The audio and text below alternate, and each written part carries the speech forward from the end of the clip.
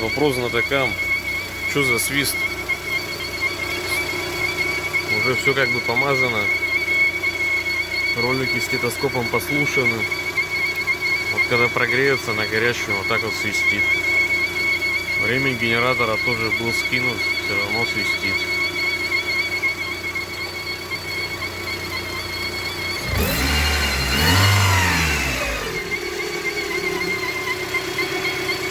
Ремень вроде нигде не поджирает, вообще все нормально. 1000 вот он отходил новый после замены. И появился такой свист. Непонятно откуда.